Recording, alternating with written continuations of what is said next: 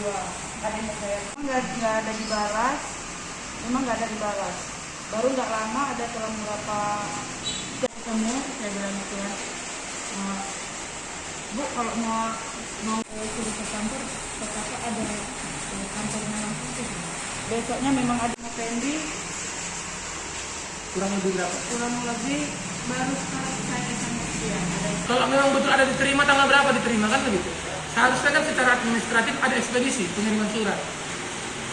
Kalau kita baca, misalkan kayak mengutip dari Kompas itu, hasil dari konferensi pers semalam, Kapolsek itu menyebutkan sudah ada suratnya dalam surat 1 kali 24 jam. Kita nggak mempermasalahkan suratnya atau ada atau tidak. Yang kita permasalahkan adalah diberikan atau tidak, kan begitu. Jadi kalau surat itu ada di Polsek, tapi nggak diberikan kepada keluarga bentuk tembusan, itu yang jadi masalah. Kalau suratnya ada ya terserah. Itu kan suratnya mereka. Jadi seberapa sulit mengeluarkan surat begitu. Bisa saja dibuat-buat kan begitu. Kita duga ya. Bisa saja dibuat-buat. Tapi pertanyaannya diterima itu kapan gitu. Kalau dibilang klien kami nggak ada di rumah, klien kami ada di rumah, cuma nggak setiap saat. Karena dia pun khawatir, sering ada yang jumpai kan begitu. Jadi wajar saja begitu. Nah kemudian poin terakhir lagi ada yang kami sikapi terkait di situ disebutkan klien kami yang aktif menjumpai penyidik, ya. Jadi secara logika saja yang harus dipahami adalah klien kami betul ada menghubungi penyidik, itu kami akui. Tapi yang jadi pertanyaannya adalah apa yang menjadi penyebab kenapa klien kami harus menemui penyidik? Di sini jelas karena di awal itu ada permintaan sejumlah uang, dan kalau uang itu nggak ada, suaminya akan ditembak dengan bahasa ditempel saat itu.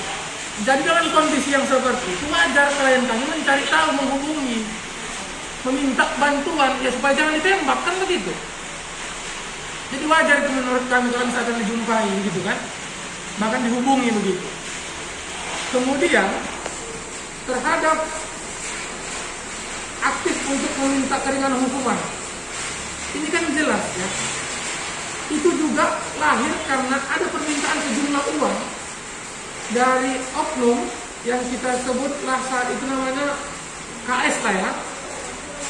Jadi KS ini kan ada minta sejumlah uang yang ditujukan untuk menghapus barang bukti dan juga nanti akan membantu untuk menyelesaikan hukuman.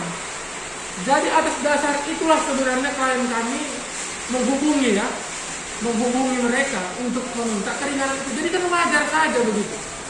Tapi yang paling penting harus diketahui adalah permintaan dari polisi inilah terlebih dahulu kepada klien kami. Itu jelas. Permintaan sejumlah uang supaya nggak ditembak, kemudian permintaan sejumlah uang untuk penghapusan barang bukti dan keringanan hukuman begitu. Jadi mungkin itu poin yang membaca di beberapa media terkait keterangan-keterangan yang disampaikan oleh Kasih Propam. Jadi begini, tentu kami selaku kuasa hukum dari KFA merasa ada keberatan terhadap apa yang sudah disampaikan tersebut ini. Poin pertama itu mengenai belum atau tidak ditemukannya bukti terkait pemerasan dan penganiayaan. Ini kan begini,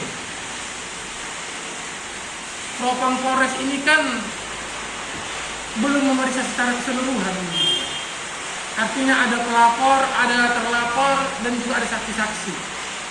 Nah ini kenapa sedini itu Polres menyampaikan statement itu gitu, ya.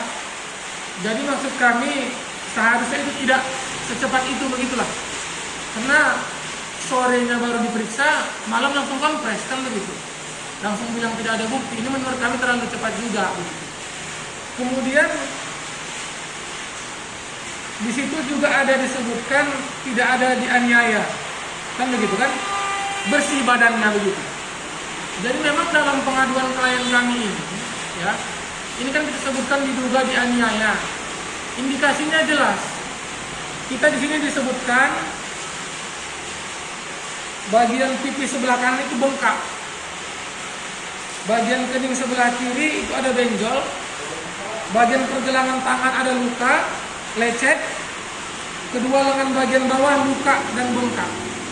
Nah, Ini kan setelah peristiwa itu, ya, setelah peristiwa penangkapan di tanggal 7, terhitung sampai konfres semalam, itu kan sudah ada jangka waktu yang cukup lama. Jadi memungkinkan saja bahwasanya luka bengkak itu sudah susut begitu kan. Jadi itu juga harus diperhatikan begitu. Nah, kemudian mengenai tidak ada ditembak, kata Kasih Propam. Dalam pengaduan kita ini, kita nggak ada bilang ditembak. Yang ada itu adalah klien kami dimintai sejumlah uang supaya tidak ditembak. Jadi bukan ditembak, itu kan keliru gitu kan. Jadi nggak perlu Polres membuktikan mana bukti tembakan memang nggak ditembak kan begitu kan. Kemudian juga mengenai surat perintah penangkapan dan penahanan ya, ini juga hal yang keliru menurut kita gitu kan. Jadi melalui keterangan Kapolsek itu jangan juga melalui konfres itu justru memperkeruh suasana begitu kan. Tinggal tunjukkan aja begitu. Kalau memang